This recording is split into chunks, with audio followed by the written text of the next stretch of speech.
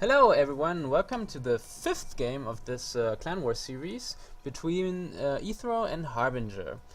Now on the top left side we have spawning as a red Zerg, Harbinger from Tactical X. Yay! Clap, clap, clap, clap, clap. You're taking over my part, aren't you? Yeah. Now on the bottom right side we have eThereal spawning as the blue Protoss. Yay! Okay, wow, let's not do that. That's like... Now, a small explanation as to why eThereal is still playing after he lost his last game with Harbinger. It's because in this clan war we had one player less than we needed, so we were allowed to revive one player. In this case, eThereal was revived, and he has a chance now to take his revenge on Harbinger. Thanks, Quicksilver. Yeah, and So this map is gonna be heavy rain, and yeah, enjoy. right, so yeah, this is, as we said, map is heavy rain. We could expect here for the Protoss to go forage expand. The drone here scouting for the expansion, just having a look-see. For the Zerg as well, I would guess to see a hatchery first build. Unless he goes gateway first, then it might not be so good. But just an interesting side note, just to put some mad nerd cred in this. The map is called Heavy Rain for any other guys who play other games besides StarCraft, which you can. I understand. I do it too. Yeah. Shame it's on heavy rain. you! How could shh. That's why I'm only like silver, not masters. Anyways, Heavy Rain is also, you can say, not to be confused with the game from the PlayStation 3, Heavy Rain. Or for all you Left 4 Dead 2 fans out there, the map Heavy Rain, which I hate on advanced difficulty with realism. Anyways, let's stick I with thought we StarCraft. were gonna see zombies here, but that would be kind of odd. Like zombies suddenly popping up from the ground, you know. Interesting fact here, random from my side, because I don't have such high graphics settings. I see the raindrops hitting the ground, but it doesn't look so much like a heavy rain. Sorry, just that was so bad. That was really bad. Man. Let's stay with that. Yeah, so yeah, we see the here Ether going for the forge expand, as expected, because I totally know what I'm talking about. No. And the hatchery first here from Harbinger. Yeah, no, it's not hatchery first. Your first fail here of the game. It's a didn't see pool that. first. I didn't see the pool. It's covered by the names. I do apologize. Yeah. I specifically went over and didn't see the pool because it was hidden by the names. I'm like, there's no spawning pool, and you're like, no, there is. I'm like, crap. Anyway, and we still see the probe idling around. Almost denied the third base, but Harbinger just took it in time. So we have a proper respawn by Harbinger to the forge expand by not taking any gases and going 3 hatches. Yeah, no, we actually see here for eThereal division-wise, he does scout the third. Hasn't scouted the natural, but that is a given. I mean, you wouldn't first expand. No, not unless it's gonna. It has been blocked. So it hasn't been blocked, so it's obvious that he took the natural first. Okay, I'm back. What happened? I guess I dropped. No, nothing. I'm back. Sorry. Could Okay. have briefly dropped. Anyways, we see here the Protoss here with the economic advantage here with the harvest account by 4 due to, I suppose, chrono boost. But that should be quickly improved on by by Harbinger, just because he just will now focus on droning as we see him doing now. And that should make it with that harvester gap smaller. Yeah, basically he's gonna drone like a madman right now and catch up in drones, and probably gonna take his gases at the 6 minute, which is kind of standard in this build. And we see a probe. The probe still alive with 5 health, not dead Nice. yet. Trying to hide a pylon somewhere, I guess, or actually just trying to scout. And we don't see any gases going up for That's strange. Harbinger, which is kind of strange. So what could he do? I mean, you as a Zerg player, you know the builds. What could he now do? he's getting his gas. I think this was just a small mistake. He should have taken the Okay. gas at the 6 minute. That well, at least that's a standard. And maybe he So just slight kind of delay. forgot for a little bit. Which Other question. Yeah? Sorry to interrupt you there. Other question. Why isn't he taking the gas in his main base? Why in the natural? first. So just doesn't that really doesn't matter. matter. That Okay. doesn't really Okay. matter. I thought that has some like deep strategy in there. Well, Like you a could gas say vector or you could something. say he's trying to save his gas in his main Okay. base, so in case he loses his I second base suppose. and third base, he still has gas Okay. in his main, Okay. something like that.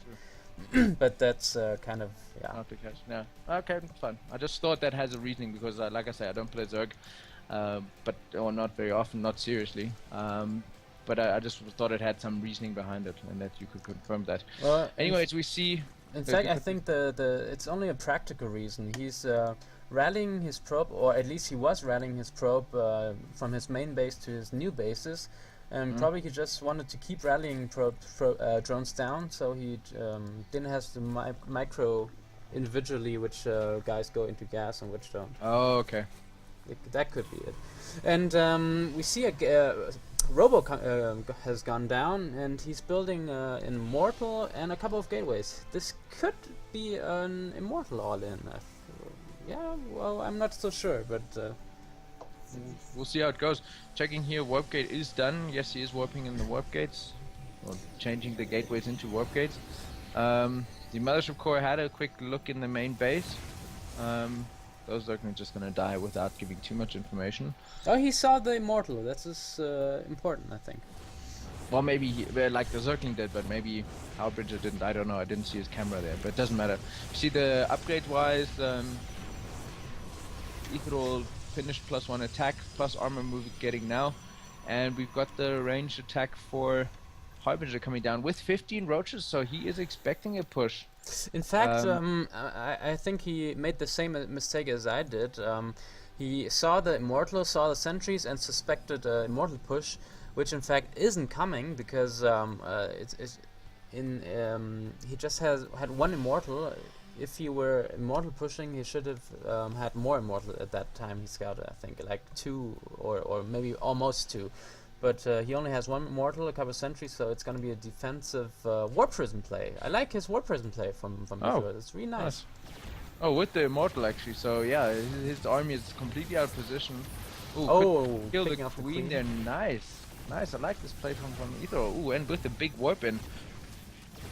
Actually, I was just looking at the worker count, and that was, until recently, a big difference of at least 10 workers, but that obviously with killing some of the drones, that helps out in catching up in that case. Some nice micro here with the Immortal, and the sentries will save those and run away.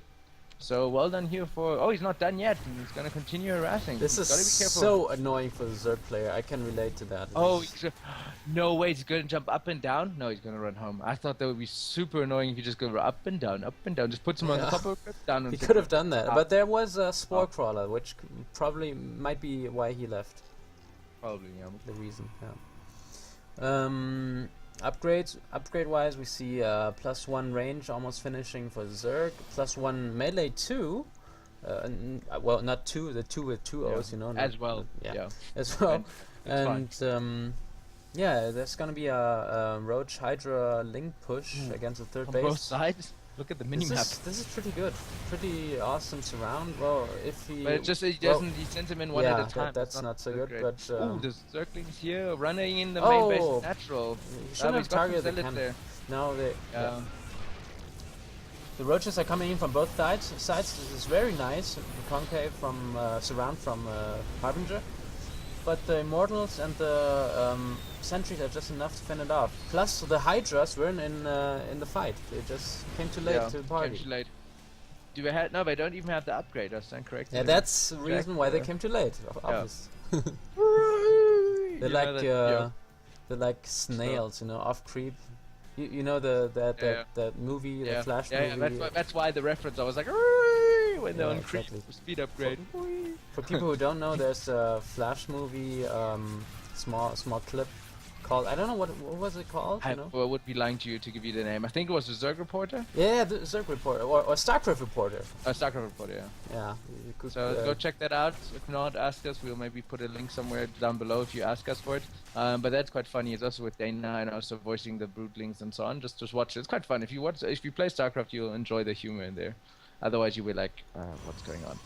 Anyways, I actually see here the speed upgrade for the Hydras has gone down now, just too late for that other engagement. I see, but the speed upgrade is not being shown as a little icon. It's just if you go on the armor button, it says. So maybe you did have the speed upgrade. I'm not sure.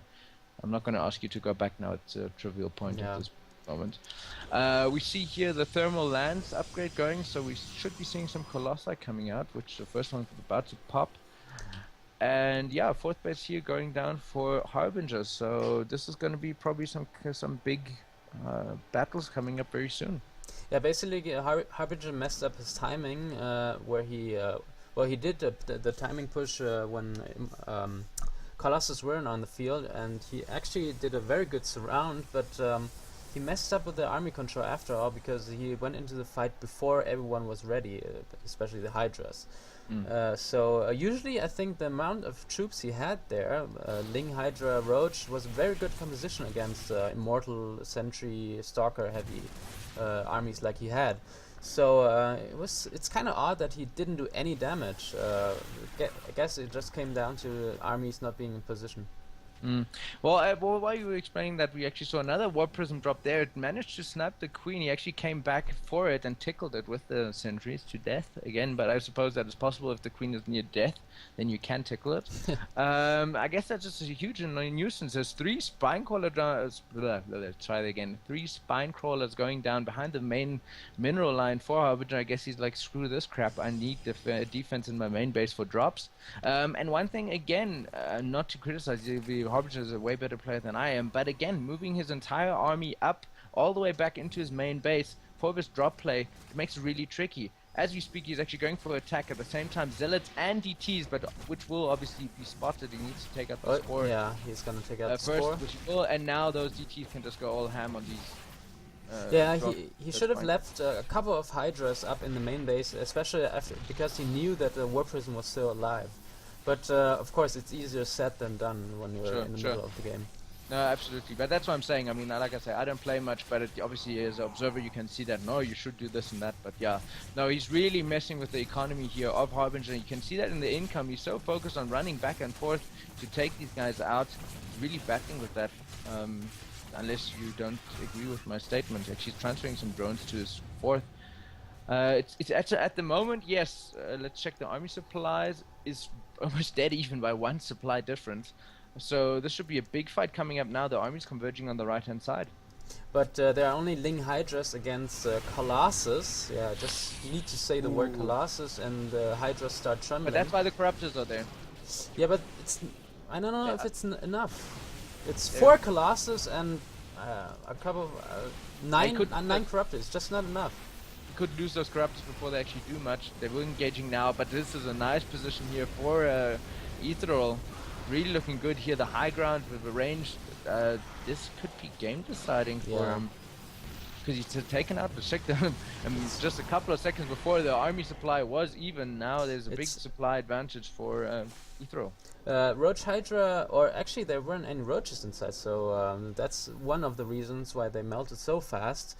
Another reason is Roach Hydra Corruptor just isn't a very good composition with this kind of death ball.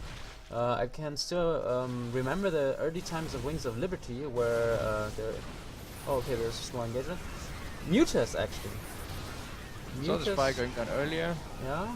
Maybe would he have transitioned into Brood Lords? Maybe, I don't know. He doesn't have enough gas for that. Yeah, and not enough money. Or actually he had enough money, I guess. Yeah, he could have done that. He should have transitioned to Hive and went for Vipers. That would have been better than Corruptors. Roach Hydra Corruptor just isn't good enough against this kind of composition, yeah. Alright, well, do finish your story. You were saying you remember the the early Wings of Liberty days where every Zerg had troubles against Protoss because, well, Death Ball, it's called Death Ball for a reason, Yeah. And back then, the Death Ball really was a Death Ball because, well, basically the only thing you had against them was Roach Hydra Corruptor, and Roach Hydra Corruptors are just, well, you see how you saw how they dealt with the in eThereal's defense, defending Protoss here, there weren't any roaches, so it's kind of plus that, it was Hydras and Zerglings just melt to the Colossi, and so do Hydras. And that's something I guess the map here didn't really favor. Harbinger splitting the armies left and right. Yes, good engagement there earlier to surround, but just very like trickling in, the army trickling in, not Yeah. as one big force. And that just cost him again in that second engagement, which was game deciding. Again, the Zerglings came from the bottom. You had the Corruptors on top, was very from different angles, but not enough. It's great to come from different angles if you hit them at the same time, but just the positioning there, maybe you can call it luck or on purpose for eThereal, but his army positioning there really made the difference. Yeah, and the engagement at the third base where he trickled in the forces, it was more like a scenario from tower defense.